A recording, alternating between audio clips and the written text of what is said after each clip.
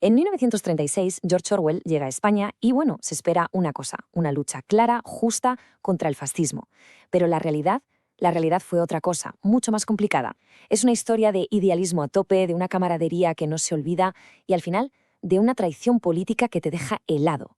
Vamos a meternos de lleno en su testimonio, en homenaje a Cataluña, para revivir justo eso. Y es que el viaje de Orwell, fíjate, no arranca en un campo de batalla, no, empieza con una mirada.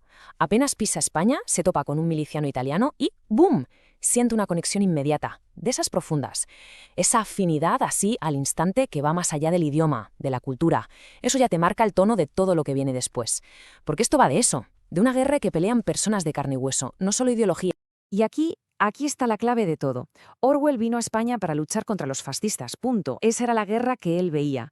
Pero lo que no sabía es que la guerra de verdad, la más peligrosa, se estaba cociendo a sus espaldas. Una lucha de poder brutal, despiadada, entre los que se suponía que eran del mismo bando. Bien, para entender todo este lío tenemos que ir al principio, a su llegada a Barcelona. Imaginaos la escena. La ciudad está, hirviendo. Es una revolución en toda regla. Y para Orwell aquello fue como abrir una ventana a un mundo nuevo. Una visión, electrizante, de igualdad, de esperanza. Algo que no había visto en su vida. Él mismo lo dice, con sus palabras. Sintió un anticipo del socialismo. Y lo más interesante de esta frase es que no habla de política, de leyes o de gobierno. No. Habla de algo mucho más profundo. De una atmósfera. De un estado de ánimo general. La gente, según él, estaba intentando comportarse como personas de verdad, no como piezas de una máquina. Y las pruebas de esta especie de utopía estaban por todas partes, ¿eh? En los detalles más pequeños. Veías a los barberos colgando carteles que decían «Los barberos ya no son esclavos», imagínate. O pósteres que pedían a las prostitutas que lo dejaran. Incluso la palabra camarada, que a veces suena tan hueca, pues allí significaba algo de verdad, un lazo real entre la gente. Pero todo este idealismo, toda esta energía de Barcelona, se esfumó. De un plumazo, en cuanto llegó al frente. Y aquí, la historia da un giro, y nos mete de lleno en lo que el propio comandante de Orwell llamó, con una sinceridad que desarma, la guerra de opereta. Claro, porque la idea romántica de la guerra se dio de bruces con la pura y dura realidad. ¿Y cuál era esa realidad? Pues una vida de miseria, frío, suciedad y sobre todo un aburrimiento que te mataba. En el frente de Aragón, la guerra no era de batallas heroicas, ¿qué va? Era una espera eterna en trincheras congeladas donde tenías más piojos que balas. Nadie, de verdad, nadie lo describió mejor que su comandante, George Cobb. Esto no es una guerra, es una opereta con alguna muerte ocasional. La frase es demoledora, ¿verdad? Captura perfectamente ese sinsentido, esa absurdidad de estar en un frente donde la mayor parte del tiempo, pues, no pasaba nada. Absolutamente nada. Y es que ese absurdo estaba en todo, ¿eh? Los fusiles que les dieron, eran piezas de museo, Mauser alemanes de 1896. El entrenamiento, entre comillas, era un paripé, desfiles que no servían para nada. Y el día a día era una batalla campal contra el frío, el barro, los piojos. Con el enemigo a 700 metros, que hubiera un combate de verdad era casi una fiesta. Y mientras en el frente todo estaba paralizado, a las espaldas de los soldados se estaba formando una tormenta política. Y aquí es donde la historia de Orwell se pone realmente oscura, definitivamente. Porque entramos en la guerra que se libraba dentro de la propia guerra. Porque el verdadero enemigo, el que Orwell nos esperaba, no estaba al otro lado de la trinchera, no. Estaba en las calles de Barcelona, en la ciudad que había venido a defender. Allí, las tensiones entre las facciones republicanas estaban a punto de estallar. A ver, para entender esta guerra interna hay que aclarar un poco esta sopa de letras política. Es un poco lioso, pero vamos allá. Orwell estaba con el POUM. ¿Qué era el POUM? Pues un partido socialista revolucionario y clave, antiestalinista. Luego estaban sus aliados, más o menos, los anarquistas de la CNSFAI.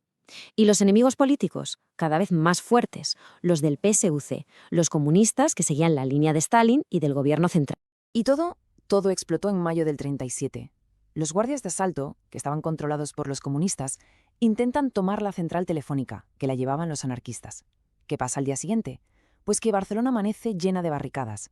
La guerra civil, dentro de la guerra civil, acababa de empezar. Y Orwell, que justo estaba de permiso, se ve atrapado en mitad del caos. Pasó días enteros en un tejado metido en un fuego cruzado entre gente que se suponía que era del mismo bando. Vale, la lucha en las calles paró. Pero ¿el resultado?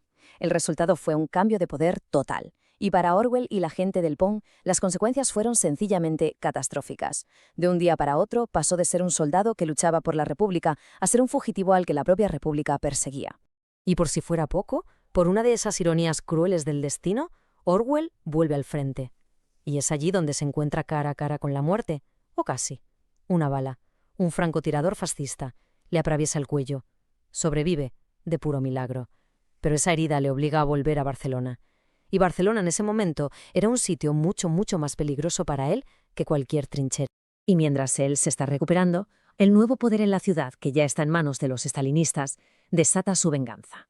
Se lía una purga política en toda regla. ¿Qué significa esto?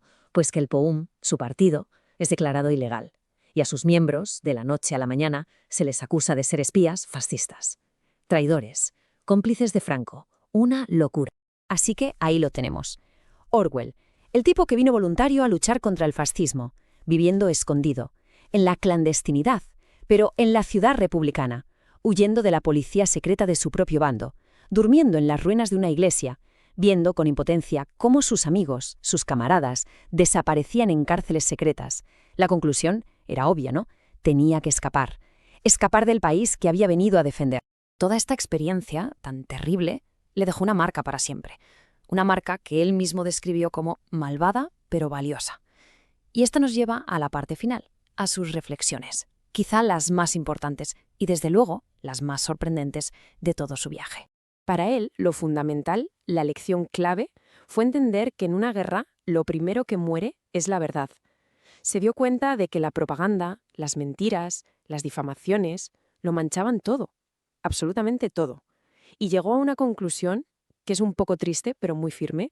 Al final del día, solo te puedes fiar de lo que ves con tus propios ojos. Pero ojo, porque aquí viene la reflexión más inesperada. Y para mí, la más potente de todas. Después de vivir toda esa traición, toda esa brutalidad, Orwell escribe que la experiencia le ha dejado con más fe en la decencia de los seres humanos.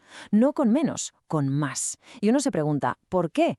Pues porque para él la camaradería, la de verdad, la que sintió en las trincheras, pesaba mucho más que toda la maldad de los juegos de poder de los políticos. Al final, la historia de Orwell en España es una lección brutal sobre ese choque. El choque entre los grandes ideales y la sucia realidad de la política. Y nos deja con una pregunta que sigue resonando hoy, ¿no creen? En una guerra donde las verdades se enfrentan y las lealtades se rompen, ¿dónde está la verdadera lealtad? ¿Está en una ideología? ¿En una bandera? ¿O quizás está en algo más sencillo? En la simple decencia de la gente que lucha a tu lado.